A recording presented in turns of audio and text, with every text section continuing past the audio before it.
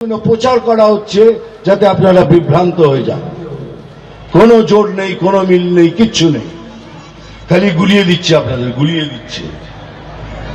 যাই হোক, খেলা যখন হবে, তাই বলছি যে ব্যবহার করবেন ঠিক সেই ব্যবহার ফেরত দিন ওদের, সেটাই হবে আমাদের অ্যাকচুয়াল লড়াই। যেভাবে ওরা আমাদের সাথে ব্যবহার করবে ঠিক সেইভাবে ওদেরও ফিরিয়ে দিন, তবেই হবে অ্যাকচুয়াল লড়াই। খেলা হোক, ভালো হোক, দুজনে মিলে খেলবো। আপনি দশভুজা হয়ে গোলকিপারের জায়গায় দাঁড়িয়ে থাকবেন 10টা হাত নিয়ে, তবু বলছি ঠিক পায়ের ফাঁক দিয়ে টুক করে গোল করে দেবো।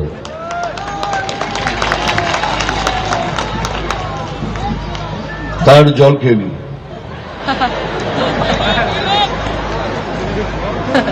अरे संजय,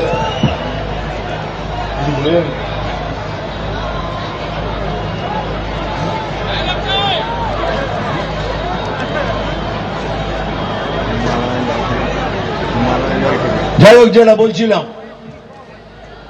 মানে দেখুন, এইসব পুরনো কথা বলতে চাই না। এ বালি কয়লা কার কত সিন্ডিকেট, কে কি করছে, এগুলো আমি বলতেই চাই না। এসব পুরনো কথা, এটা আপনারা জানেন। কিন্তু একটা কথা নিশ্চয়ই বলবো, আমাদের ঘরে যদি কোনো ছেলে জন্মগ্রহণ করে, আমরা কি বলি? আরে মশাই, বাধাই হো, বাধাই হো, আপনার ঘরে পুত্র সন্তান জন্মেছে। কিন্তু তৃণমূলের ঘরে কেউ যদি জন্মায়, তারে বলে বাধাই হো, বাধাই হো, আপনার ঘরে আর একটা দুর্নীতি জন্মেছে।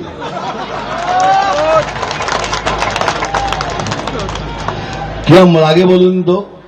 যে সংস্থার কথা বলছি, আমরা বিজেপি, আমি গর্ব করে বলি আমি সনাতনী। ফখর সে কहो हम সনাতনী है। সনাতনীদের পিঠ থেকে গেলে সে কিন্তু ডেঞ্জারাস হয়ে যাবে। তাই সবাইকে বলি, আমাদের পিঠ ঠেকতে দেবেন না দেওয়ালে। অনেক হয়ে গেছে, ইলেকশন হোক, যে ফেয়ার যে ইলেকশনে জিতবে সে জিতে গেল, কিন্তু তার জন্য মারামারি এইসব জিনিসের দরকার নেই। কিন্তু তবুও কিছুদিন আগে একটা দেখলাম রিল, তাতে একটা ছেলেকে মেরে বলছে, বল তুই আরএসএস করবি না, বল তুই বিজেপি করবি না। এগুলো কি ভয় দেখাচ্ছেন? কতজনকে দেখাবেন? এখন তো জেগে উঠেছে সনাতনী।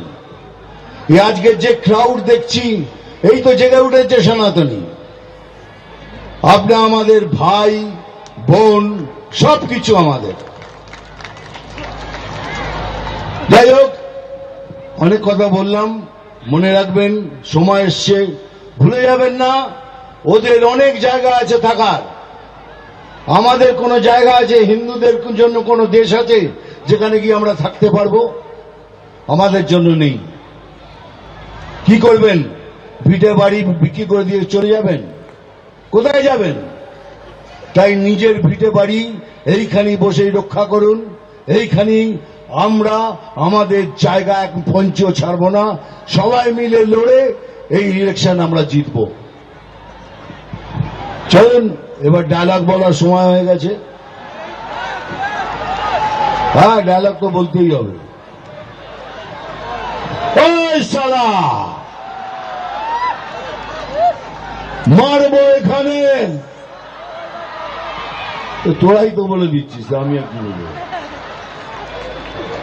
মারবো এখানে, আর খিচুড়ি খাবি এখানে সেখানে। দেখ, এখন এটা পলিটিক্যাল মিটিং, এসব কথা বলা যায় না পুরোটা।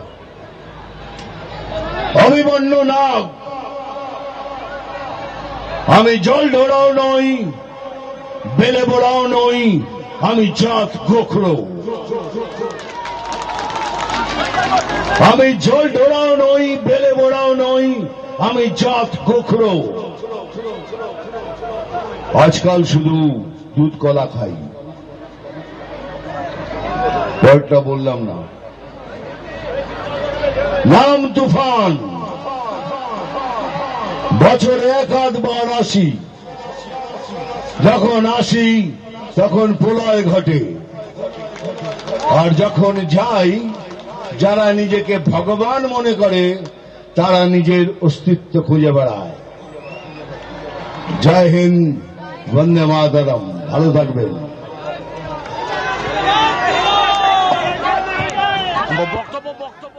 সিউড়িতে প্রচারে বক্তব্য রাখছিলেন মিঠুন চক্রবর্তী। এদিকে তৃণমূলকে উৎখাতের লক্ষ্যে জোটের ডাক দিয়েছেন ভাঙড়ের বিধায়ক নওশাদ সিদ্দিকী। কংগ্রেস, বামফ্রন্ট এবং অন্যান্য সেকুলার ফ্রন্টের সঙ্গে কথা বলেছি। তৃণমূলকে হারালে চলতি মাসের মধ্যেই জোট করতে হবে। বিধানসভা ভোটের আগে জোটের ডাক দিয়েছেন আইএসএফ বিধায়ক।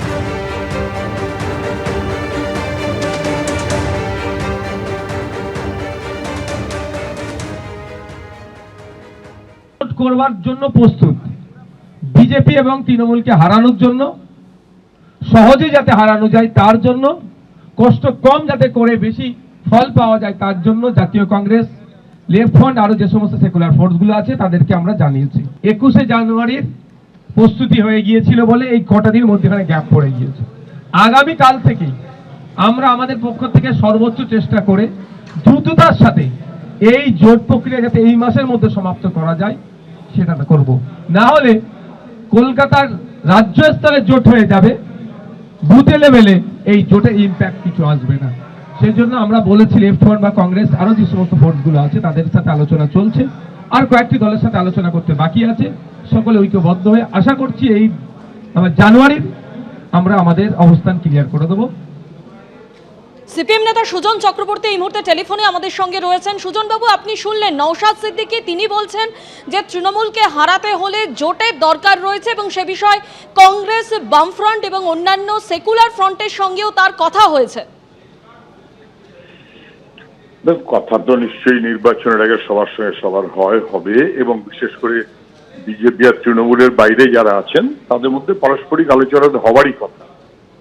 সদর্থক মনোভাবে নিশ্চয়ই নওশাদ সিদ্দিকী বলেছেন এই নির্বাচনে যে কোনো সেন্সেবল লোক যে কেউ বুঝবে যে যদি পশ্চিমবাংলাকে বাঁচাতে হয়, যুব সমাজকে যদি রক্ষা করতে হয়, পরের প্রজন্মের দিকে যদি তাকাতে হয়, তাহলে এই মন্দির মসজিদ রাজনীতির নামে যে ধ্বংসের ব্যবস্থা হচ্ছে তার বাইরে মানুষকে ঐক্যবদ্ধ হতেই হবে। বিজেপি তৃণমূলকে হারাতে গেলে বাকি সবাইকে যারা সেকুলার তাদের একজোট হতে হবে। এবার তার নিজের নিজের সিদ্ধান্ত, আমরা সেই মনোভাবে আছি। খানিকটা আমরা আলাপ আলোচনা করছি, ওরাও কিছুটা আলাপ আলোচনা করছেন। আশা করব যে বিজেপি এবং তৃণমূলের বিরুদ্ধে যারা সবাই ঐক্যবদ্ধ হয়ে বিজেপি তৃণমূলকে হারাতে চাইবেন তারা কাছাকাছি আসার চেষ্টা করবেন এবং সেটা খানিকটা মানুষ ভরসা করবে, করার কথা। মানুষ বিজেপিতে বিরক্ত হয়ে গেছে। যারা ভেবেছিল যে তৃণমূল সুবিধা করে দেবে মানুষের, তারা বুঝে গেছে তৃণমূলের পক্ষে গিয়ে ঠকে গেল মানুষ। তারপর যারা এসে বলল যে তৃণমূলকে ঠেকাতে হবে, আমরা আছি বিজেপি। গত 11 বছর ধরে মানুষ দেখলো বিজেপি আছে বটে কিন্তু কিছুই করলো না। আমরা বলতে নিশ্চিত করতে পারি পশ্চিমবাংলায় ঠিক মতো করে মানুষের স্বার্থে বিজেপি না, তৃণমূল না, তার বিরুদ্ধে সবাই চলতে পারে। বিজেপিকে সমর্থন করে মানুষ ডবল ঠকছেন। ওরা ওদের বিবেচনা অনুযায়ী বলেছেন, যথার্থ। এবিপি আনন্দ এগিয়ে থাকে, এগিয়ে রাখে।